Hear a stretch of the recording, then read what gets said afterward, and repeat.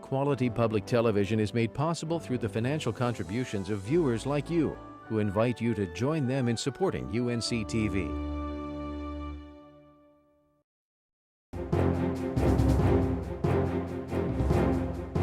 The Senate greenlights energy exploration in a few years. The House endorses using lottery money for digital learning, and House Speaker Tom Tillis talks education policy in an exclusive one-on-one interview. Hello, I'm Kelly McCullen. Thanks so much for watching. It's a pleasure to be in your home tonight. We begin over in the Senate, where that chamber pushed forward on new fracking and drilling legislation this week. Its bill will change policies for storing fracking wastewater and set an automatic start date for issuing energy exploration permits. The full Senate, as expected, approved the Republican-backed energy jobs bill this week. This is a piece of legislation that will set a start date for issuing state permits, lift a ban on storing fracking wastewater underground, and set an initial 1% tax rate on the raw petroleum that is removed from North Carolina. State regulators would have to print their rules by late 2014, and the first drilling permits could be issued beginning in March 2015. North Carolina needs jobs, and America needs energy. It's the reason why we have put this legislation together. Senate Democrats agree with energy exploration's economic promise for North Carolina, but they say Senate Republicans are running this bill way too fast, and in doing so, they're breaking promises they would fully vet the environmental feasibility of extracting oil and gas. There were many people who placed their votes on the line because of representations and commitments that were made. Many of those representations and commitments that were made are being undone with this current legislation. Other Democrats rose to oppose the bill's provision that prevents local governments from ever taxing petroleum removed from the county. Counties could only tax using the property tax rate. Durham County Senator Mike Woodard disputes claims that fracking operations would make county land more valuable. We heard arguments last week, well, the property values will increase. In fact, the data showed that they will not. In Texas, those properties in a proximity to fracking wells and where the lines run, down 14%. In Pennsylvania, they're down 9%. But not all Democrats oppose this bill. Cumberland County Senator Ben Clark backs Senate Bill 76. I do support this bill for four simple reasons, because I believe it supports the 4 E's. One being energy production in the state, economic growth in the state, employment opportunity in the state, and environmental caution in the state. The bill heads over to the House, where House Speaker Tom Tillis has indicated earlier this session that he's satisfied with current state laws and the current schedule for studying drilling, then allowing permitting in North Carolina. The House is advancing a proposal to sweep or eliminate many active state boards and commissions. While the Senate wants to sweep out some judges, the House has refused. The full House gave tentative approval to a modified Senate bill that would essentially fire or relieve currently sitting board members of multiple state commissions. The House did remove some Senate bill language that would have relieved certain judges of their duties, and that brought Senate Rules Committee Chairman Tom Apadaga to meet the House. This is not a good way to start the session. We sent a good piece of legislation over that we have worked hard on, and we put a lot of effort into and thought it was mutual. But if this is what's going to happen, I'm particularly disturbed by the judges taken out. I feel like that's been a move by some attorneys, and I do question the ethics involved in that. What I really appreciate is the House's effort to make this a real responsible way to reform some important boards and commissions to make them more functional, to reflect the values of this body, and to really help us do the job that we were elected to do. The Senate's version of this bill would completely remove and replace members of the State Utilities Commission and Industrial Board. The House's version of this bill does not go that far, but it does shorten the term of active board and commission members. You are doing things that affect the livelihood of all North Carolinians, and especially those affected by these boards and commissions.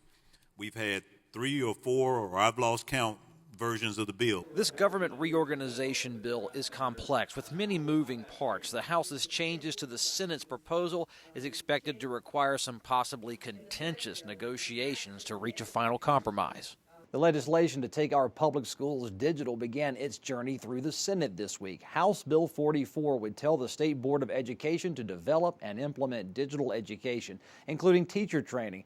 This philosophy would have paper textbooks replaced with e-books and interactive lessons beginning later this decade. A separate bill with bipartisan favor will guarantee that teachers receive the professional training for the upcoming digital classroom. The UNC system would partner with the State Board of Education and local school boards to discover the best training methods. Teaching students, while still in college, would be required to prove their digital savvy before landing that first job. This bill needs Senate approval. The Senate will also be considering using lottery money to cover the cost of creating this digital learning environment. The House easily approved tapping that revenue stream from the lottery, but not without questions being raised about using this money, which is meant for building schools. Union County Republican Representative Craig Horn's proposals to convert public schools into digital learning environments breezed through the House in recent weeks. Well, this week his next proposal came, paying for that conversion. Representative Horn wants to allow local school systems to tap state lottery revenue. It requires that the counties using these funds that they use the funds to meet their digital needs, and that they are to ensure high-quality, ongoing professional development. The Republican-led proposal met Republican opposition. Opponents say state lottery revenue is designed to help counties build schools. We have to find funding someplace to support this type of thing. But it's going to just open the door for others to look at this capital funding and think that it's a good source to do something that the education establishment needs. Johnston County Representative Leo Daughtry argued on behalf of county governments. It's county bonds that often build schools, and that state lottery revenue helps pay off the bond debt. If you give the LEA the authority to mess with the fund, to take money out of the fund, it may not suit our county even suggest that, because they are looking down the road to build more schools, and this is their responsibility. The capital money is what they need. It's not necessarily what the LEA needs. The term you hear, LEA, is legislative speak for local school system. Representative Craig Horn says his digital education funding bill creates a local option for these LEAs. If capital or construction money is unused, it should help schools go high-tech.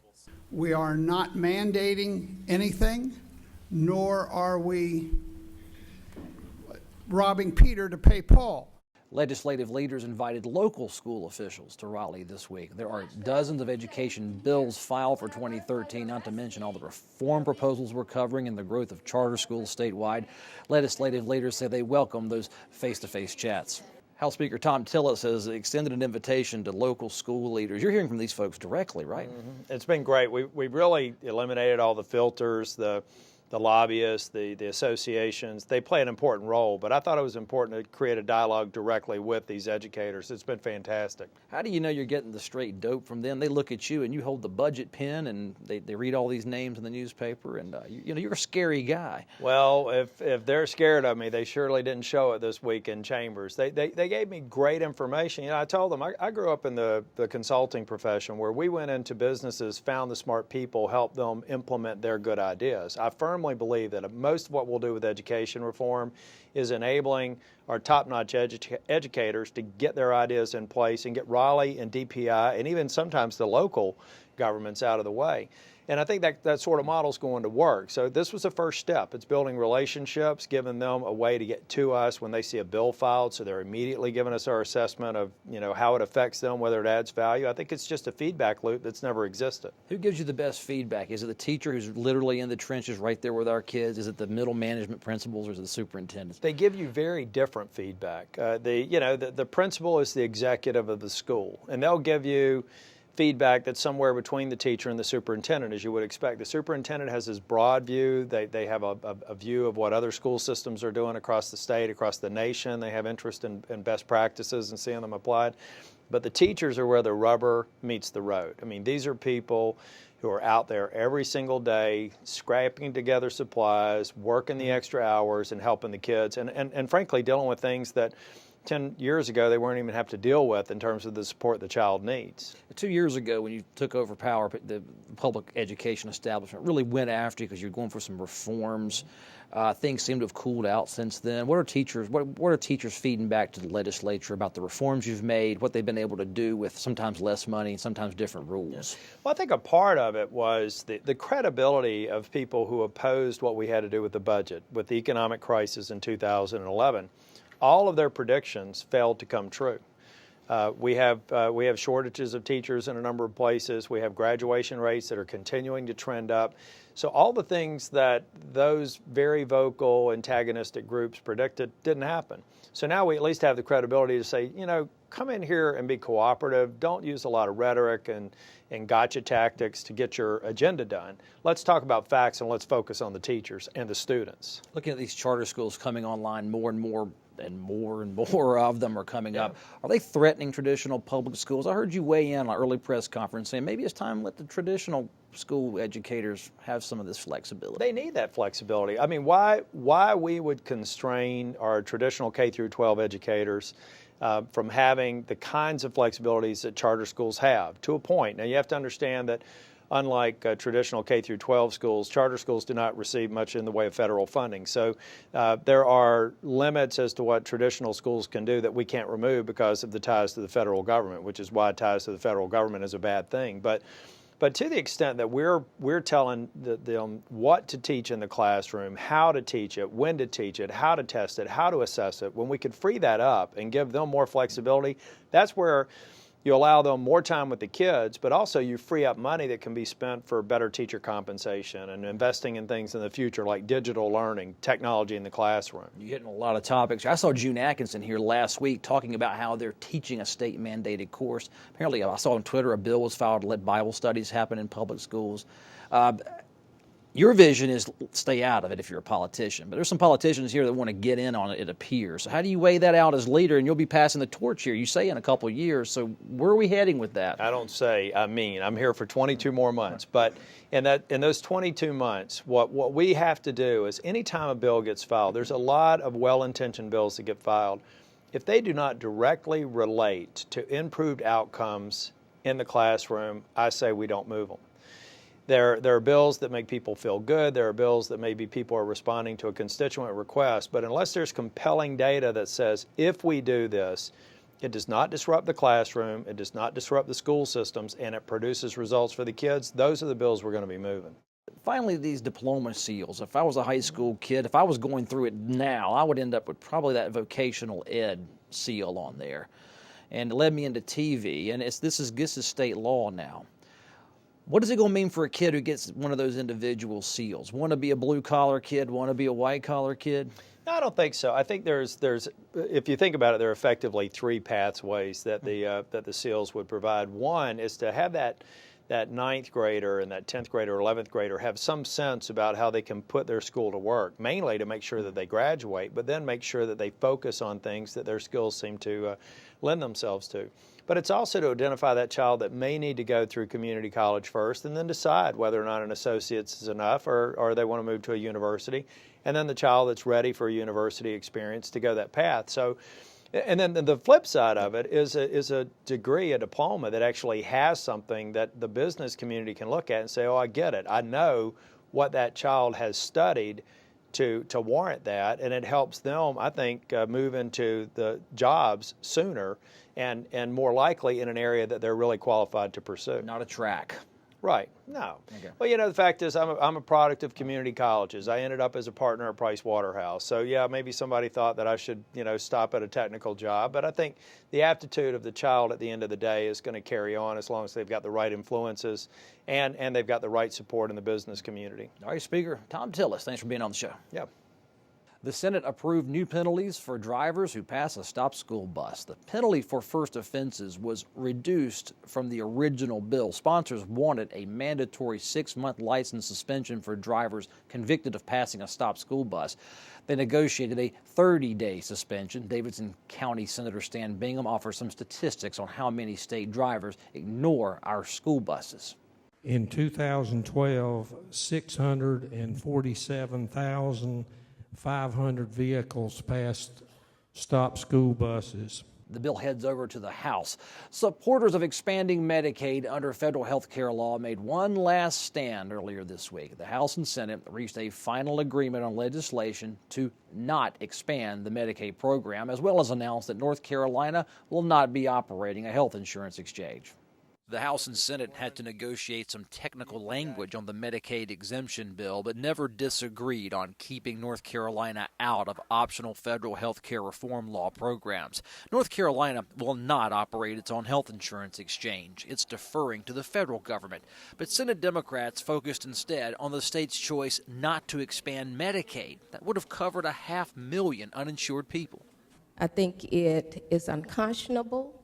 It means that we don't care about our people.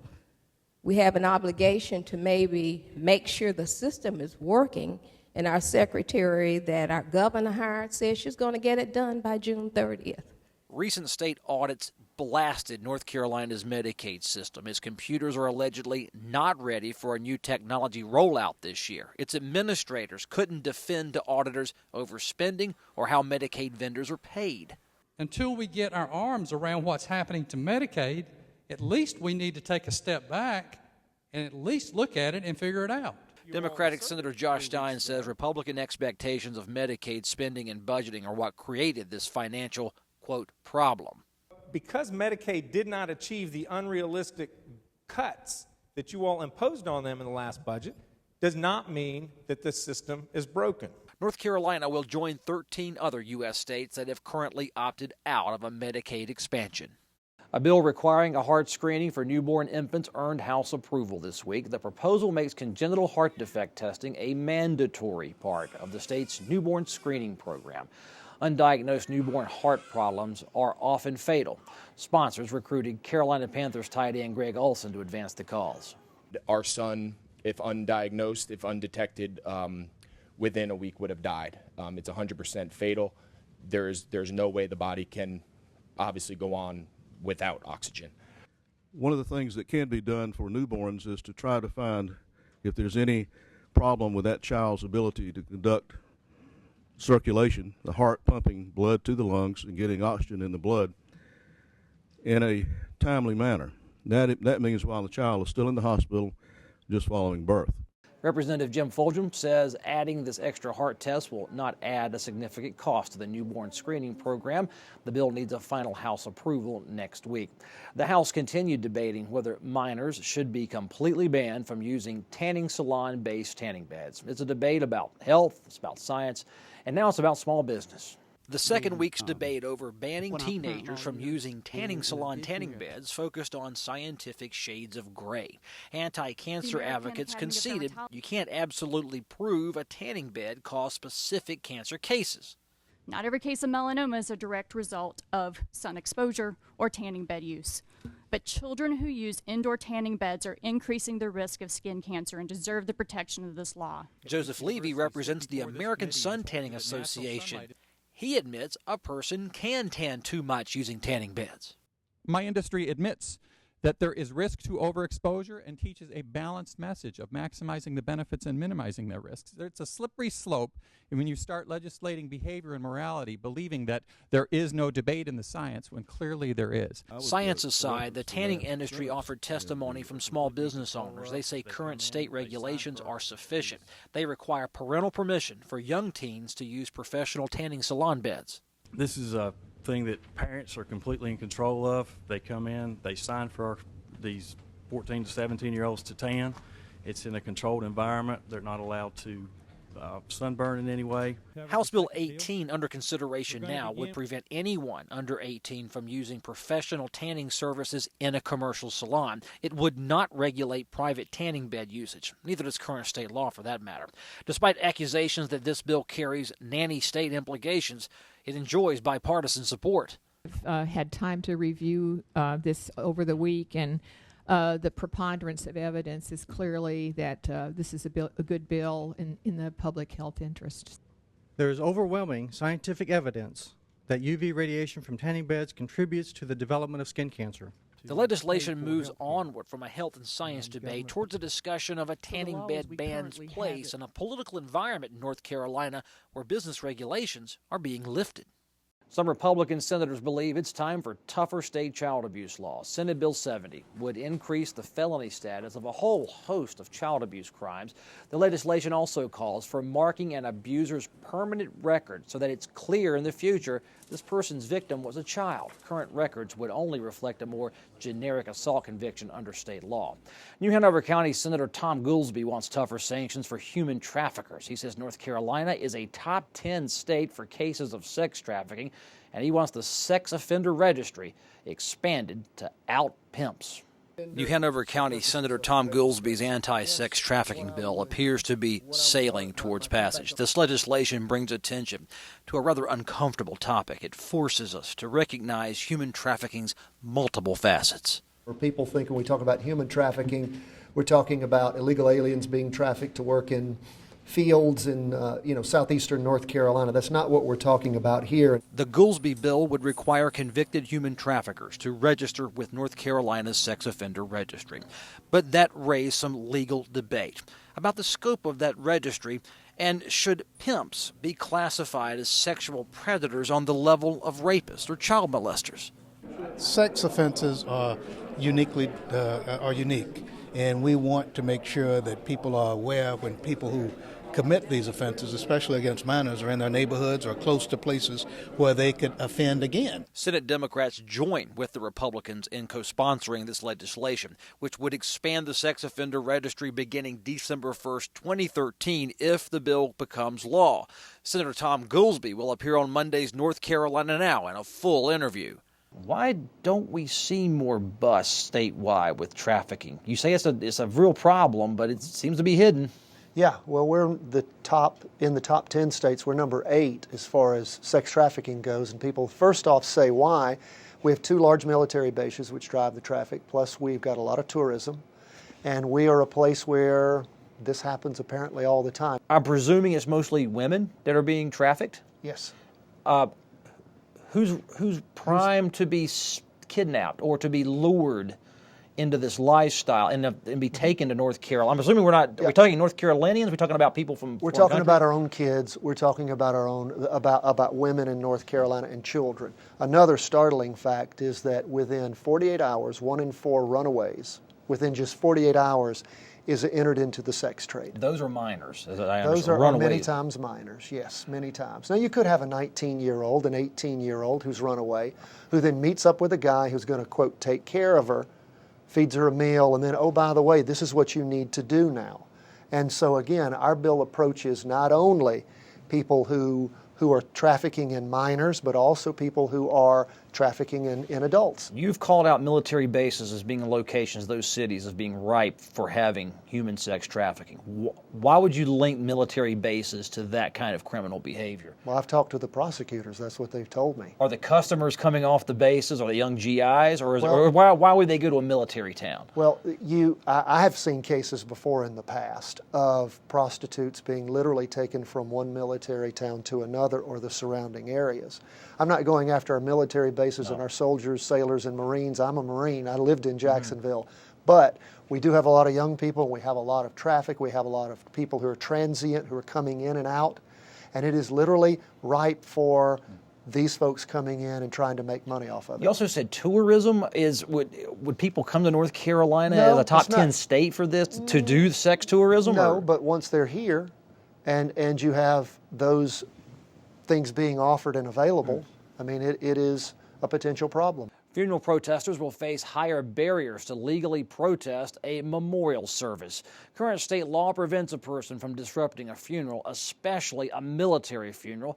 The coming law will increase a protest-free buffer zone from 300 feet to 500 feet. Protesters who are caught operating too closely would face misdemeanor charges with felonies for repeat offenses. A new state law made private information about employers and their workers' compensation insurance coverage, but Senate Republicans are seeking to overturn that law here in 2013. Current North Carolina law prevents public access to information regarding an employer's carriage of workers' compensation insurance. It's a legal blind spot that Senate Majority Leader Harry Brown wants ended. What brought this up, I think, was businesses that needed workers' comp didn't have it and just need more information on it. Senate Bill 44 would make public the employer's name and address, as well as the carrier's contact information and insurance policy number. Senate Bill 51 would open data sharing between state agencies. The state controller could then screen workers' compensation claims, track payments, and claims handling. Fraud prevention and detection, basically, is what we're trying to do. And getting these agencies to share this information and bring it together, I think will help in doing that. As of now, they're not sharing this data. The workers' compensation reform efforts come at the suggestion of a joint House and Senate committee that investigated the state's workers' compensation system. Lawmakers are reviewing policies that regulate thousands of state-owned motor vehicles. GPS tracking of state-owned cars could be coming if feasibility testing concludes it's viable.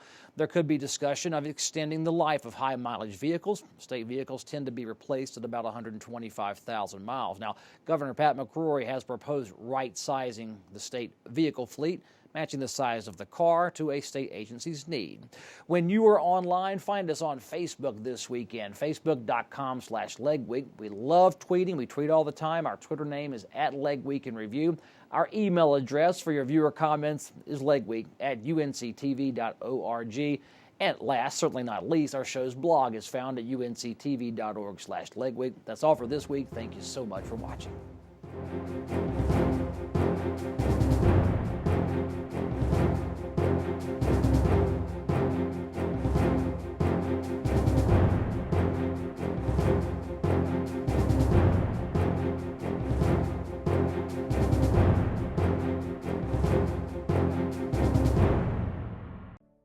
Quality public television is made possible through the financial contributions of viewers like you, who invite you to join them in supporting UNC-TV.